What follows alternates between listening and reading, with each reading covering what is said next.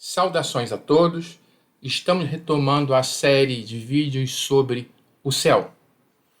No primeiro vídeo, nós lançamos a pergunta: quem quer ir para o céu? Resposta óbvia e fácil, claro. Não fosse a restrição. Tem de ser agora. Isso confunde tanto que resolvemos quantificar os resultados. Então, neste segundo vídeo, estamos lançando a pesquisa de opinião. Você quer ir para o céu? Sim ou não? Mas a verdade é que não importa qual seja a tua escolha. Seja hoje ou daqui a milênios, o Criador reservou um lugar para todos nós no céu. E isso por muito nos amar. Veja aqui ao lado, São Pedro, pacientemente esperando o momento de cada um.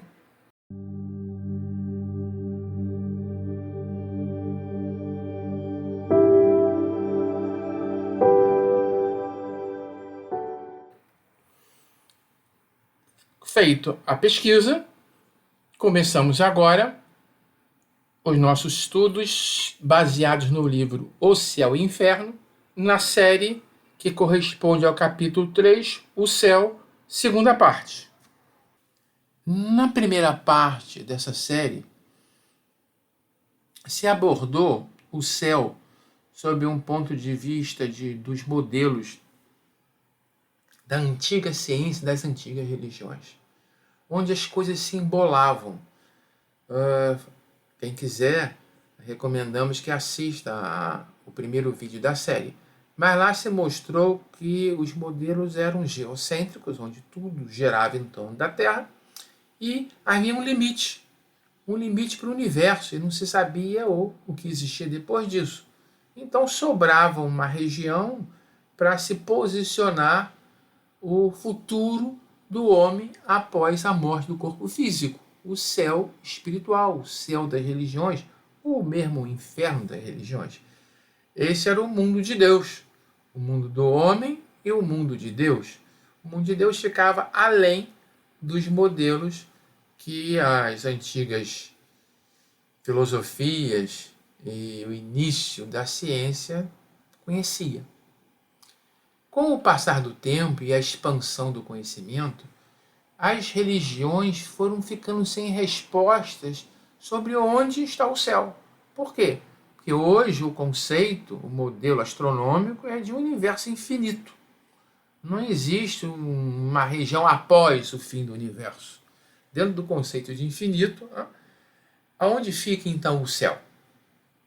Essa é uma questão que as doutrinas de cunho espiritualista atendem melhor.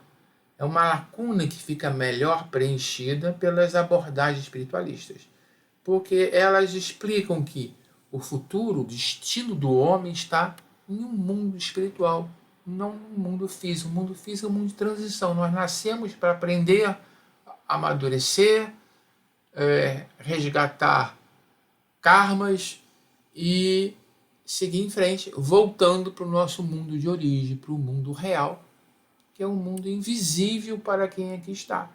Porém, acessível pela razão, pela observação, pela lógica dedutiva, uma linha mais filosófica, partindo-se de que partindo da natureza do espírito e dos atributos divinos, em função da lógica sobre o que seria esse mundo espiritual e do que se espera dos atributos divinos, nós vamos tentar entender melhor o destino do homem após a sua saída do corpo físico.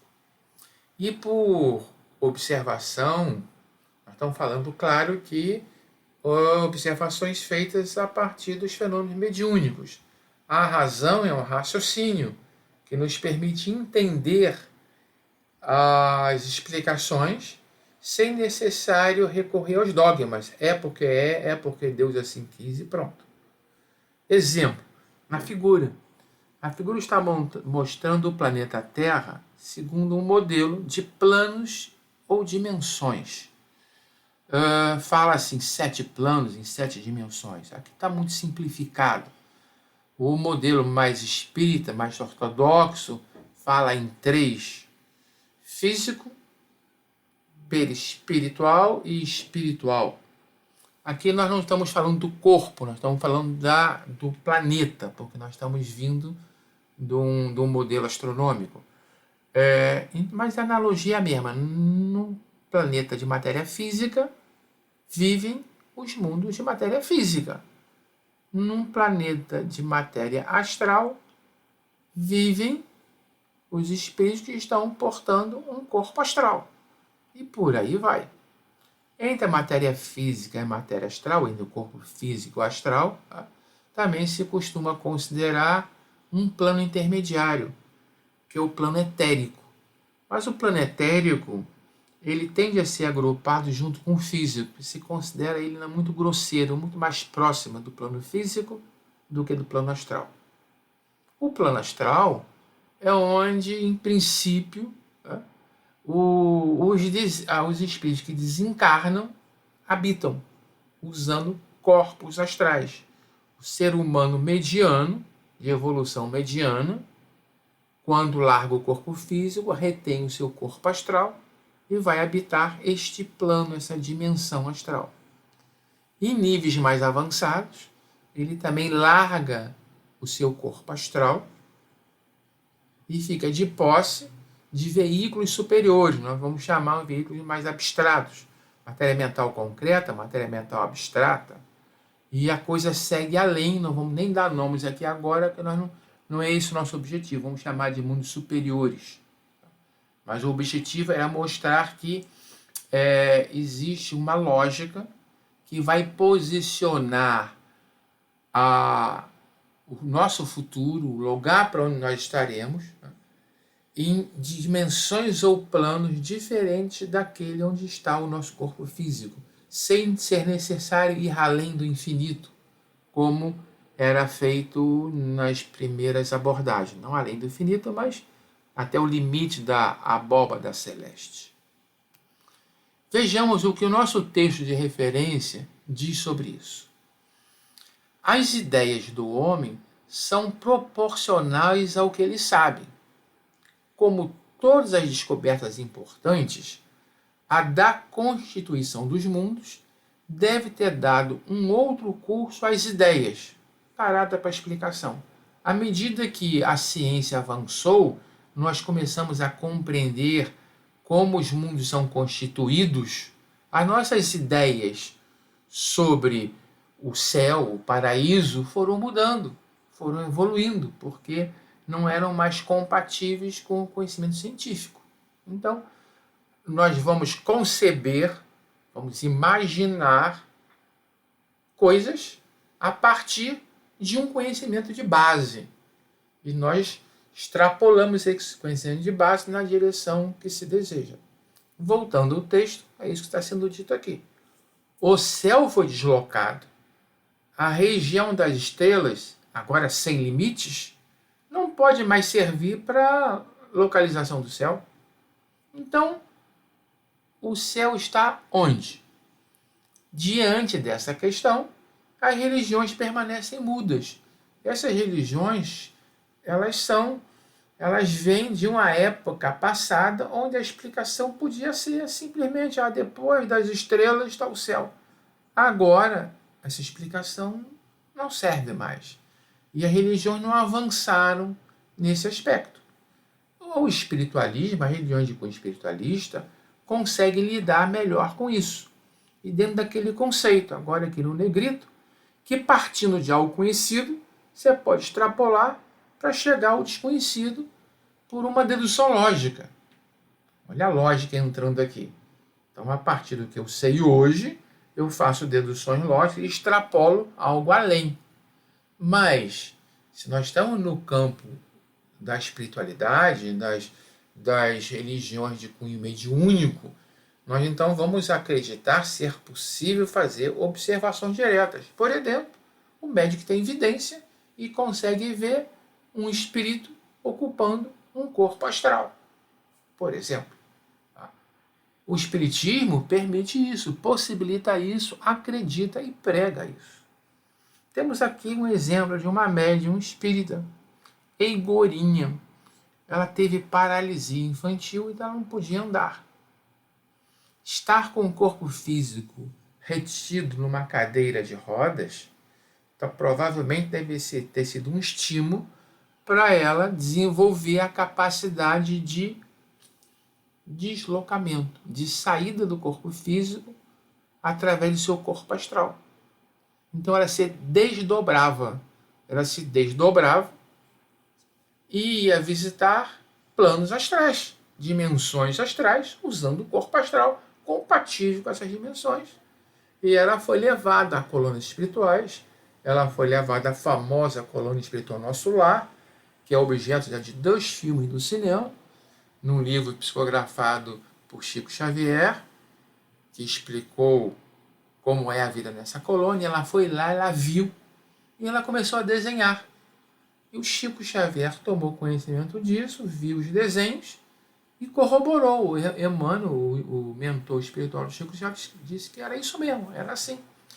Esse desenho que está apresentado aqui, ela fez também, onde ela pôde observar os diversos planos ou camadas que envolvem o planeta físico e que se diferenciam por graduações astralinas. Então, onde está essa estrelinha, na terceira camada, é a região do umbral fino onde fica o nosso lar. Vamos ver mais à frente que até mesmo interior do planeta Terra ainda existem camadas astralinas mais grosseiras e mais pesadas. E é o modelo da cebola. Essas dimensões elas vão se expandindo e vão adquirindo um volume maior. E em todas elas, há vida em diferentes graus de densidade vibratória. Um modelo. Voltando aqui a esse modelo ele pode ser interpretado como o céu, para onde vão as almas que fizeram o bem. Aí são as camadas superiores, as de maior frequência vibratória. E o inferno, as camadas interiores, que adentram inclusive a crosta do planeta. São as mais grosseiras, as mais pesadas, que equivale às descrições de lugares para onde vão almas ainda em baixo estado de adiantamento espiritual. São as almas retardatárias. Não vou falar em inferno não, porque não estamos falando em fogo, nem em castigo eterno.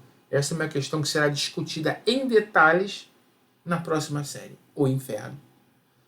Aqui nós estamos falando no céu. Então vamos focar as camadas superiores. Quanto mais refinadas, mais sutil são esses mundos e mais se aproximam daqueles conceitos do terceiro, do quarto, do quinto, do sexto, do sétimo céu, que foram expostos no primeiro vídeo. Avançando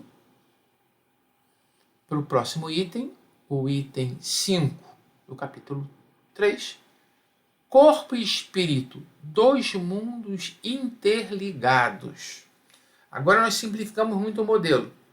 Corpo físico e espírito. Nessa abordagem bem simplificada, que é a abordagem mais espírita ou espiritista, o homem é composto por um corpo físico e pelo espírito.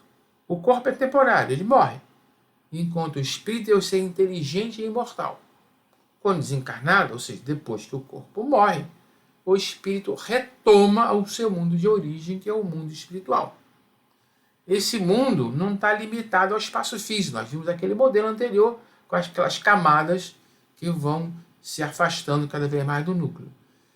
E essa região é habitada por espíritos desencarnados que têm propriedades, características e percepções e sentidos um pouco diferentes. Por exemplo, aqui foi citado uma capacidade de deslocamento que não está presa à matéria, então ela adquire um valor elevado em termos de capacidade de deslocamento. Aqui não está dito, mas entre o espírito e o corpo físico, né? Ligando, servindo de ela entre os dois, a doutrina espírita, o segmento espírita, simplifica e diz perispírito, um corpo intermediário que une o espírito ao corpo físico. Outros modelos ou outras doutrinas vão pegar o perispírito e vão subdividir ele em várias camadas, como foi mostrado antes. A etérica, a astral, mental concreta, mental abstrata e por aí vai. Mas a essência é a mesma, não importa o número de subdivisões, não é isso que está sendo posto agora. Vamos ao texto. No texto, o homem é composto de corpo e espírito. O espírito é o ser principal, o ser da razão, o ser inteligente. O corpo é o invólucro material que reveste temporariamente o espírito. Então, pausa para a explicação. Aqui, uma divisão muito simples. Corpo e espírito, podia chamar de corpo e alma. E tem para distinguir um pouco, vamos adiantar aqui uma coisa. É comum se considerar que alma é o espírito preso a um corpo de carne. O espírito, quando está encarnado, é uma alma. Quando ele perde o corpo físico, ao se libertar do corpo físico, ele pode ser entendido e classificado como espírito. Okay? Então, a alma é o espírito quando está encarnado. E espírito propriamente dito é ele sem ter mais ligações, nós, né? Sem ter mais ligações com a matéria. Voltando ao texto. O corpo usado se destrói. Perene, mortal. Mas o espírito sobrevive à sua destruição. Óbvio. Sem o espírito, o corpo é apenas matéria inerte. Sem corpo, o espírito é tudo. A vida e a inteligência. Deixando o corpo, ele retorna ao mundo espiritual, de onde havia saído para se encarnar. Então, o corpo é apenas um invólucro que nós ocupamos ele por algum tempo. Ele é perene, mortal, se destrói, morre. O espírito não. O espírito é imortal, sobrevive. E a consciência reside não no corpo físico, mas no espírito. O espírito é tudo. Como diz, é a vida e a inteligência, somos nós, é o eu maior, que periodicamente se reveste de matéria carnal para poder usufruir de experiências no plano material. Avançando. Então, este modelo, assim, aqui está um outro desenho da média Igorinha, aquele que eu havia antecipado. Está ali a estrelinha do nosso lar, e aqui agora ela adentra a crosta terrestre, mostrando que existem camadas no plano astral grosseiras que ocupam regiões interiores ao planeta Terra. Porém, a maioria se expande até fora do planeta Terra. No texto, o mundo espiritual está por toda parte, em torno de nós e no espaço. Nenhum limite lhe foi designado. Observem aqui a questão do limite.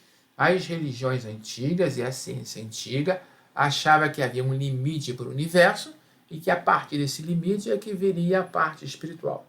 Aqui está dito que o mundo espiritual está por toda parte, não está lá longe, lá fora. Está aqui conosco, dentro do nosso planeta, por fora do nosso planeta, dentro do nosso corpo físico, por fora do nosso corpo físico. O mundo espiritual ocupa todo o espaço. E aí, passamos para o item 6.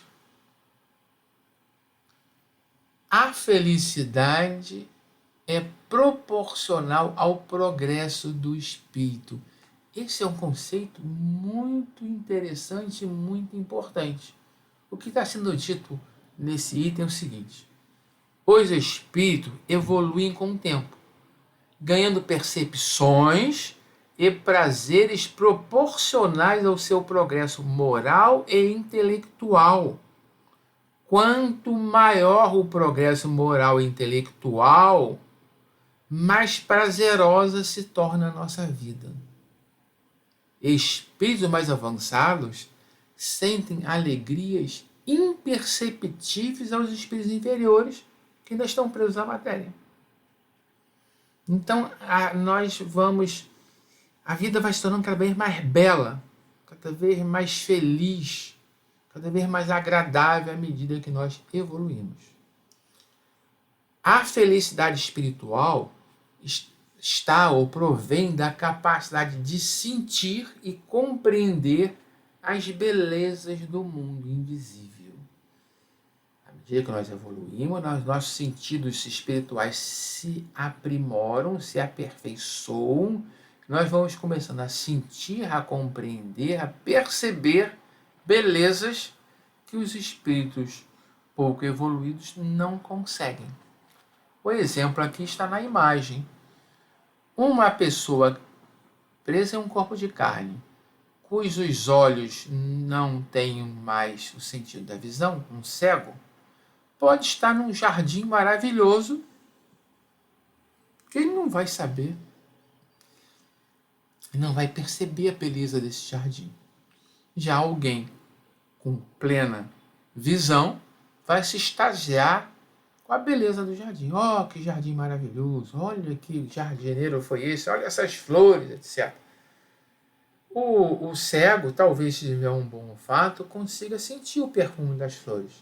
Vai ficar feliz com eles também.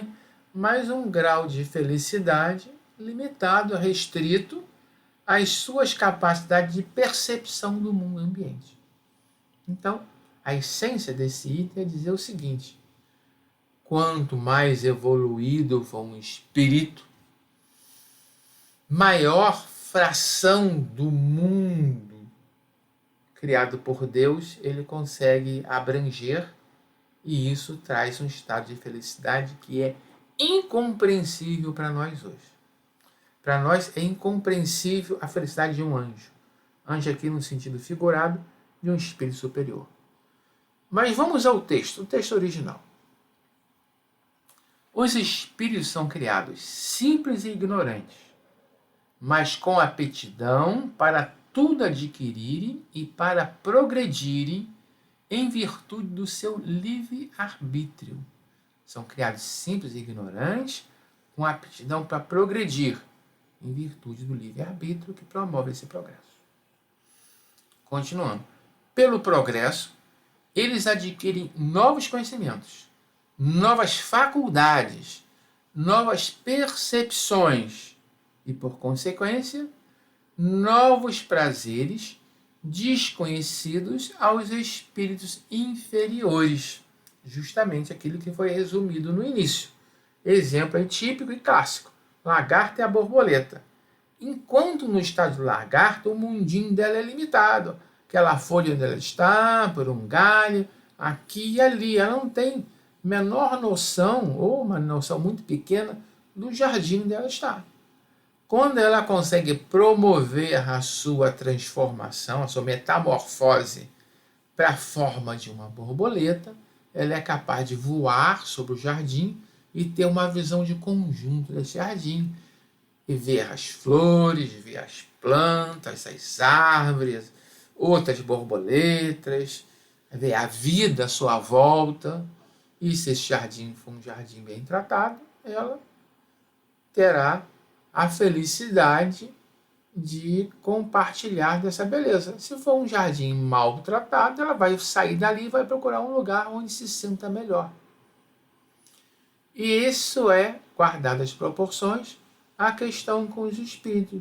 Os espíritos inferiores, os seus sentidos são grosseiros. Eles não conseguem sequer, um espírito está num plano inferior, vamos pensar de novo aquele modelo da cebola lá, das várias camadas astralinas.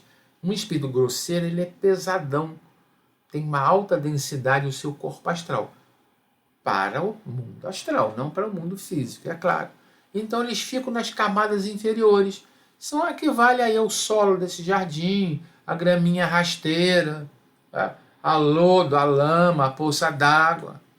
Aqueles que evoluíram e com isso conseguiram adquirir novas percepções, aprimorar os seus sentidos, passam a ter acesso às camadas superiores e às belezas que nelas existem. E com isso, a sua vida torna-se uma vida mais feliz. Ou seja, o que está sendo dito aqui? Que a felicidade depende de nós. E não está nem precisando falar do inferno, né? Que seria o extremo desse raciocínio. Eu sou tão atrasado, sou tão pecaminoso, sou tão grosseiro, que eu vou parar num mundo tão infeliz que a turma chama de inferno. Continuando. De novo, o exemplo de uma pessoa cega comparando uma pessoa com visão plena. Um pode estar nas trevas, enquanto que tudo é resplandecente em torno do outro. Está ali, uma está vendo o pôr do sol, um belo pôr do sol, belo e colorido pôr do sol. A outra nem sequer sabe para que lado está o sol, a não ser que ela tenha mais percepção de tato lá do calor. Ela está de costas, não faz diferença para ela estar de frente ou estar de costas. Não é o caso aqui, não há mérito nem demérito, nós não estamos nesse caso. Nós estamos falando que, na analogia com o mundo astral, com o mundo espiritual, para onde nós vamos depois largarmos o corpo físico, aí sim, aí depende de méritos e demérito, poder ou não enxergar um belo pôr do sol astralino. Estou fazendo só uma analogia, né?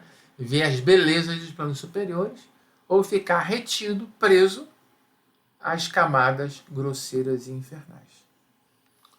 Avançando mais um pouco,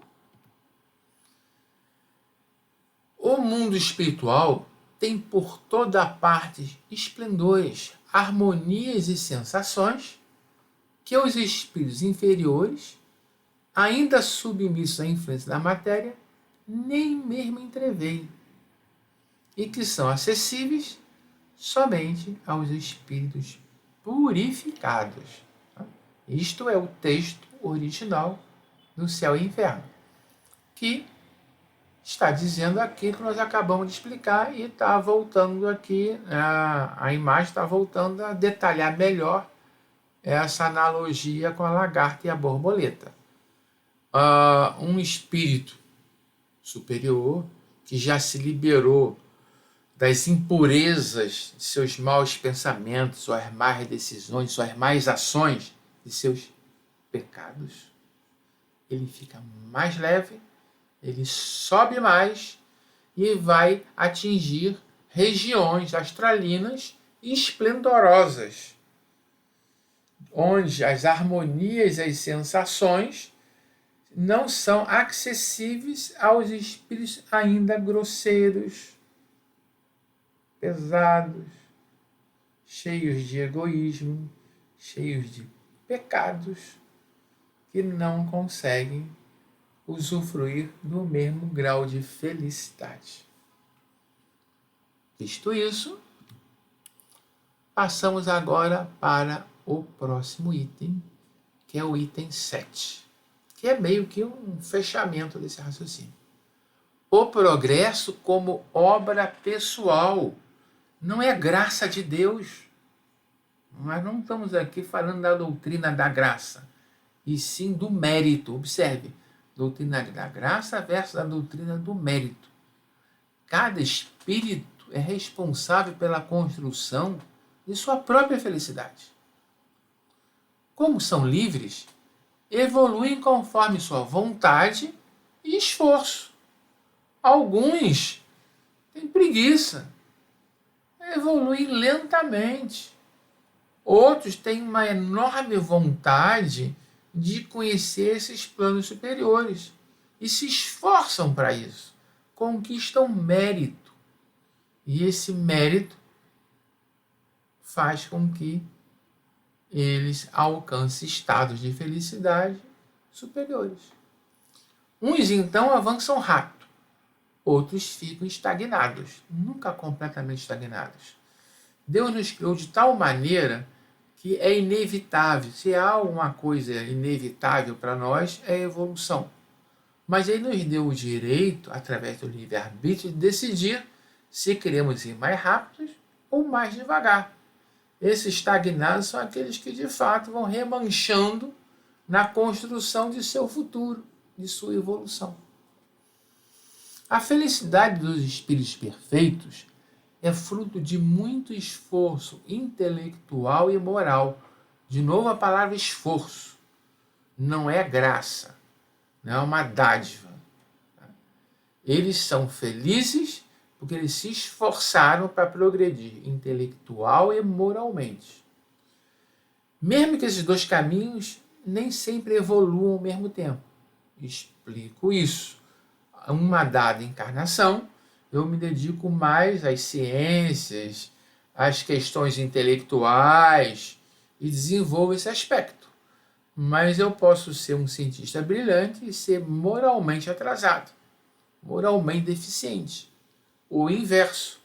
Eu me transformo num anjo de moral, uma pessoa imaculada e inatacável, mas minha intelectualidade pode ainda ser primária. Isso é a analogia com as duas asas do anjo, que está aqui representada. Diz que o anjo, para poder ascender, para poder subir, para poder voar, ele tem que estar com essas duas asas equilibradas. Uma é a asa da razão e a outra é a asa do amor. Não adianta a pessoa ser um alto intelecto e ter que ser cotozinho porque não sabe amar.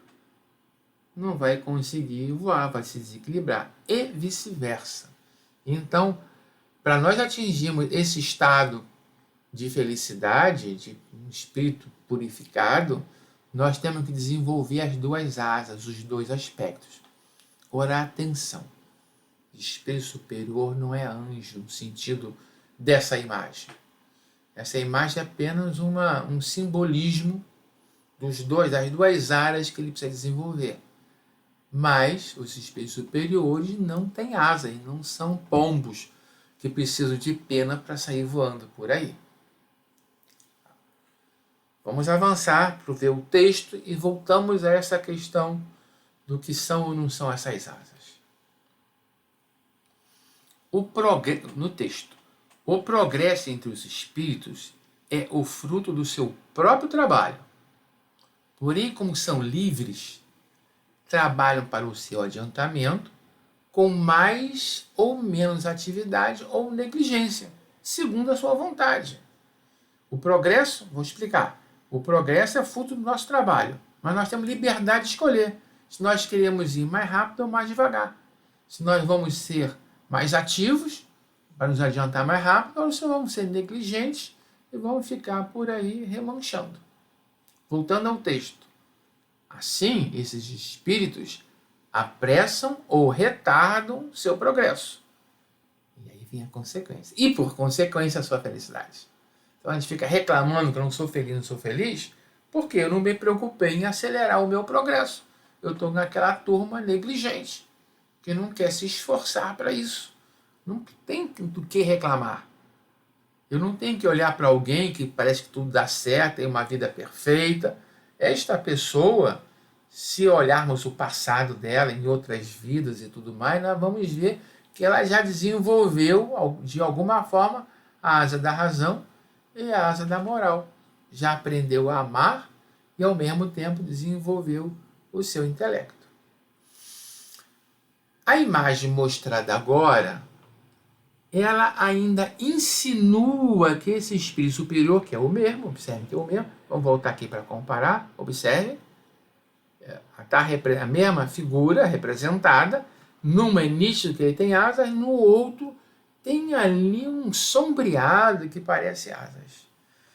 Agora eu vou me arriscar a lembrar algo que eu li num livro, que eu não me lembro bem qual foi, talvez tenha sido Ranieri, que descreveu um espírito superior iluminado e que dizia que esse espírito ele emanava tanta luz e que dos chakras nas suas costas saiu tanta luz que até pareciam asas.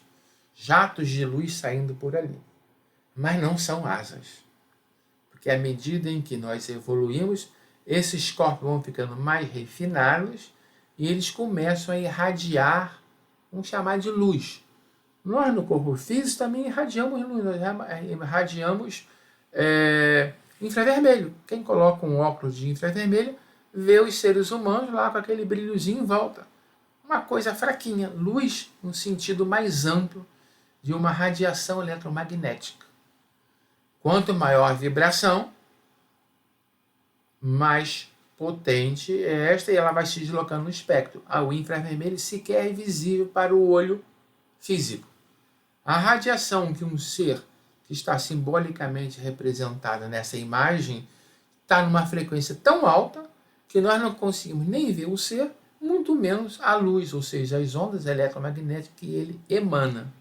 Mas, talvez essa história de asas possa fazer algum sentido para alguns videntes que confundem essas emanações com asas. Ou simplesmente, de maneira, vou passar de um tempo para outro, né? Para um ser humano de 2.000 anos atrás, ou de 1.000 anos atrás, até mesmo de hoje, se voa tem que ter asa. Não? Os pássaros, quem voa, são os pássaros, os vasos têm asas. Então a gente vai e lasca uma asa lá no anjo, já que o anjo voa. Na verdade, os espíritos superiores não voam. Eles volitam. Volitam de volição, do exercício da vontade. O seu poder mental é tão grande que, pela vontade, eles conseguem fazer com que os seus corpos extremamente sutis se desloquem no espaço. Lembra lá no início, falou em altas velocidades? Avançando. Muito bem, então, os espíritos, vamos ao texto, eles são os próprios artesãos da sua situação, feliz ou infeliz. Os espíritos são os próprios artesãos da sua situação, feliz ou infeliz, não tem que culpar ninguém. Eu sou feliz porque eu trabalhei para isso, eu sou infeliz porque eu não me preocupei com isso. Voltando ao texto, segundo estas palavras de Cristo, a cada um segundo suas obras. Mérito, não é graça, é mérito. A cada um segundo o seu mérito.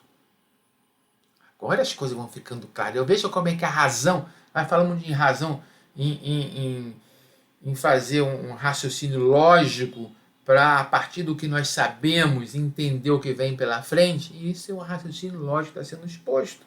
Tem toda a lógica nisso aí. A figurinha aqui, claro que aí é só simbolismo de novo também, não dá para não ser, é uma costureira que está fabricando suas próprias asas. Ela representa o ser humano no estágio que nós estamos. A cada momento, nós estamos colocando uma peninha ou quebrando uma peninha. Não vou dizer arrancando, porque não existe evolução. Mas a gente pode estar trabalhando, obrando, para que essas nossas pseudo-asas se desenvolvam e nos levem às alturas, ou nós podemos estar tentando gozar a vida material, o mundo de Mamon, deixando isso de lado num cantinho. Depende de nós. Agora, se nós estamos atrás de felicidade suprema, só os espíritos perfeitos conseguem isso. Voltando a um texto. Raramente o progresso intelectual e o progresso moral caminham lado a lado. Olhem a figura. A figura aí não parece luminosa, nem parece um anjo, né? Parece uma de nós. Porque está na nossa faixa. Mas já tem as suas asinhas, que não estão do mesmo tamanho. Uma está mais desenvolvida, outra está menos desenvolvida, porque assim é a nossa evolução. Às vezes ele desenvolve mais a asa da razão, às vezes desenvolve mais a asa do amor, da moral. E é isso que essa imagem representa. Os dois caminham lado a lado, mas vamos continuar aqui que ele vai explicar melhor. Voltando. Mas o que o espírito não faz em uma época, ele o fará em outra época. Não tem que fazer tudo ao mesmo tempo. Voltando. De maneira que os dois progressos, acabam atingindo o mesmo nível. Esta é a razão pela qual frequentemente se veem homens inteligentes e instruídos, muito inteligentes e instruídos, homens inteligentes e instruídos, muito pouco avançados moralmente, e vice-versa. Explicando, nós vemos homens inteligentes e instruídos moralmente zero à esquerda, ou pessoas de uma moralidade enorme, mas de pouca instrução, de pouca desenvolvimento intelectual. Por quê? Foi dito aí, e no caminho lado a lado, mas não com a mesma intensidade, no mesmo grau. E a gente tende a ir de degrau em degrau, em algum momento isso se nivela e nós atingimos a perfeição. Próximo item, a função da encarnação, virá na terceira parte. Não percam, graças a Deus, e até lá.